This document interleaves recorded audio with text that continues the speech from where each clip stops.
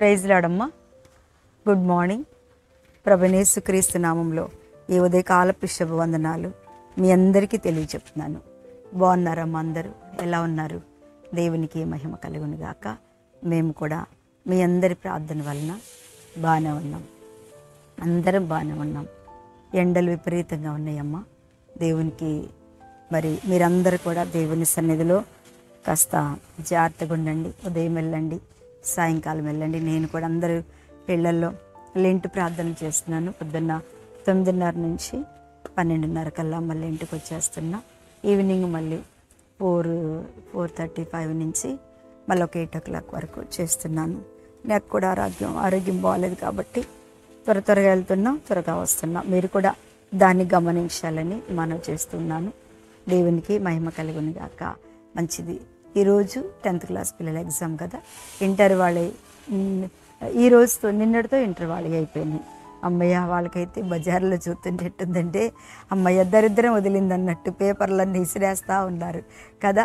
మళ్ళీ ఒక భారం ఏంటంటే 10th క్లాస్ వాళ్ళకి. దేవునికి మహిమ కలుగును గాక. ఒకప్పుడు 10th క్లాస్ ఎగ్జామ్స్ అంటే అసలు మేము ఎంత టెన్షన్ పడేవాళ్ళం అంటే మా పిల్లలప్పుడు. ఇప్పుడు అంత టెన్షన్ లేదు. ఎందుకంటే సరే బోర్డు తీసేస్తా అంటాడు. ఏదైనా చదివే పిల్లలు ఎక్కడున్నా చదువుతారు కదా. అబ్దుల్ కలాం గారంట మరి ఏంటి, ఉదయం పేపర్ వేసి తండ్రి గారితో ఖురాన్ చదివి ఉదయం పేపర్ వేసి కాలేజీకి వెళ్ళి వచ్చి ఆ కిరసనాయిల్ బుడ్డు ఉంది చూడు, ఆ కిరసనాయిల్ బుడ్డు కింద కూర్చొని ఆయన చదువుకునేవాడట. దేవునికి స్తోత్రం.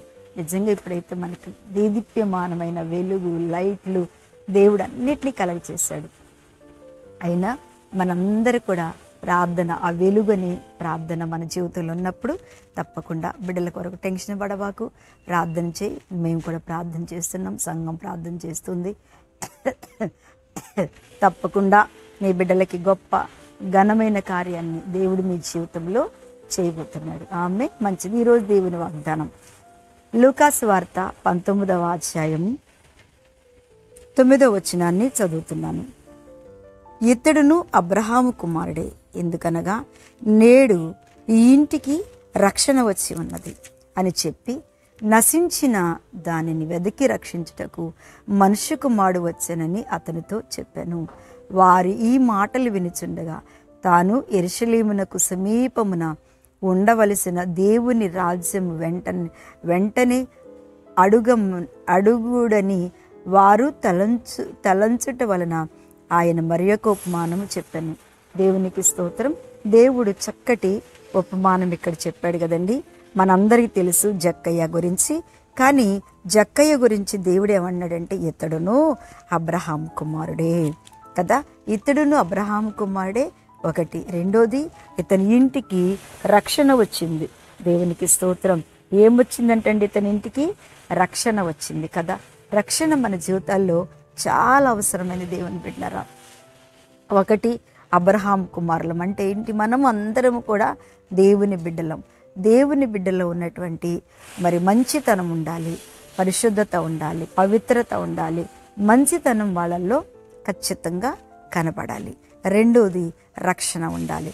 మూడోది ఏమంటున్నాడంటే దేవుడు నశించిన దానిని వెతికి రక్షించుటకు మనుష్య కుమారుడు ఈ లోకానికి వచ్చాడు. ఈ లోకానికి రావటానికి ఆయన ఎంత పరిశుద్ధంగా వచ్చాడో, ఎంత పవిత్రమైన కార్యాలు చేశాడో, ఎంత అద్భుతమైన కార్యాలు ఆయన చేశాడో, తిరిగి ఏమవుతుందో తెలుసా? ఇప్పుడు ఆయన అంత అద్భుతంగా మన కోసం కల్వరి శిలువలో మరణించటం జరిగింది. అందుకే అంటున్నాడు, ఎవరు నశిస్తున్నారో వారిని దేవుడు ఖచ్చితంగా పట్టుకుంటాడు కదండి. యాకోబు పారిపోతుంటే పట్టుకున్నాడు. దేవునికి స్తోత్రం. నువ్వు వెళ్ళటానికి వీల్లేదు, మళ్ళీ నువ్వు ఇక్కడికి రావాలి, మళ్ళా నువ్వు క్షమాపణ అడగాలి, మళ్ళా తిరిగి నీవు లోకంలో కాదు, మళ్ళా తిరిగి నాలో నీవు జీవించాలని చెప్పాడు. అట్లా బైబిల్ గ్రంథములో ఎంతోమందిని చూడండి. పౌలుని కూడా అంతే కదా. సౌలుగా ఉన్న పౌలు గారిని కూడా ఏం చేశాడట? నశించిపో. అన్ని మంచి లక్షణాలు ఉన్నాయి, కానీ నశింపచేసే లోకం అనే లక్షణం ఆయన జీవితంలో ఉన్నప్పుడు అది కూడా వదిలిపెట్టేసి ఆ నశించిపోయే లోకాన్ని వదిలిపెట్టి ఏం చేశాడంటే ప్రభువులు నడిచే ఒక గొప్ప అద్భుతం దేవుని కొరకు త్యాగం చేస్తూ దేవుని కొరకు బ్రతుకుతూ దేవుని కొరకే జీవించడానికి పౌలును దేవుడు ఎన్నుకున్నాడు కదా. అలాగే ప్రభు అంటున్నాడు, ఈ వాక్యం వింటున్న దేవుని బిడ్డలారా, ఇంకా ఎక్కడ నశించిపోతున్నావో, ఇంకా ఎక్కడ దిగజారిపోతున్నావో, ఇంకా ఎక్కడ పూర్తి మారు మనసు లేకుండా, ప్రభువులో లేకుండా లోకంలో జీవిస్తున్నావో ఒక్కసారి జ్ఞాపకం చేసుకున్నట్టయితే తప్పకుండా దేవుడు నీ ఇంట్లో రక్షణ ఉంటుంది. ఈ అమ్మ ఎవరి రక్షణ కోసం ప్రార్థన చేస్తున్నావు? భర్త రక్షణ, పిల్లల రక్షణ. అయ్యా, నీ భార్య కోసమా, నీ పిల్లల కోసమా, నీ తల్లిదండ్రుల కోసమా, నీ రక్త సంబంధుల కోసమా? వాళ్ళు కూడా ఒక దినమున అబ్రహాం సంతానంగా మారబోతున్నారు. ఆ రక్షణ వారింటికి రాబోతుంది. నశించిపోతున్న వారి లిస్టులో నుంచి దేవుడు వెతికి రక్షించి ఆయన చేతిలో చెక్కుకునే వారి యొక్క లిస్టులోనికి వాళ్ళు రాబోతున్నారు. ఆమేన్. దేవుని బిడ్డలారా, ఎక్కడ కూడా కలవర చెందకు, భయపడకు. దేవుడు ఈరోజు నీతో చెప్తున్న మాట, నీ పిల్లల కొరకు భయపడకు, రక్షణ లేని వారి కొరకు భయపడకు. తప్పకుండా ప్రభువైన యేసు నీతో ఉన్నాడు. తప్పకుండా నీ మొరింటాడు, నీ ప్రార్థన వింటాడు. అబ్రహాము కుటుంబములాగా నీ కుటుంబమంతా దేవుడు మార్చివేస్తాడు. కళ్ళు మూసుకొని ప్రార్థన చేస్తాను. పరిశుద్ధుడా, మహిమ కలిగిన తండ్రి, నీకు వందనాలు.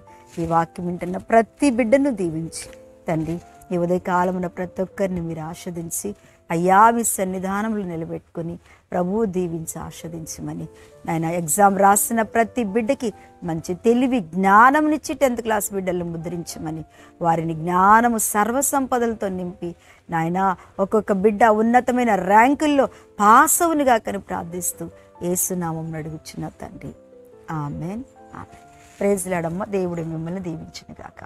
ఆమెన్.